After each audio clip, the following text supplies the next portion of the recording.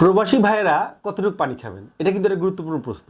কারণ আমাদের যে রেমিটেন্স যোদ্ধা, যারাই আমাদের অর্থনৈতিক চালিকা শক্তি এবং যাদের কারণে আমরা দেশে ভালো পরিবেশে তাদের পরিবারে থাকি, তাদেরকে সুস্থ রাখা কিন্তু আমাদের বিরাট দায়িত্ব।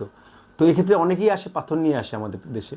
তো এক্ষেত্রে আমাদের অবশ্যই জিনিসটা তাদের দিকে খেয়াল রেখে বলবো আমরা, যে সেখানে দেখা যায় পানির চেয়ে কোক অনেক সস্তা, কাজে তারা দেখা যাচ্ছে কোক খাচ্ছে, পানি কম খাচ্ছে, গরম আবহাওয়ায় কাজ করছে দীর্ঘ সময়, 8 ঘন্টা 10 ঘন্টা যদি কেউ গরম গরম আবহাওয়ায় কাজ করে, তার যে ঘামটা হবে সেটা আমাদের প্রচুর পানি এবং লবণ শরীরে বের হয়ে যায়।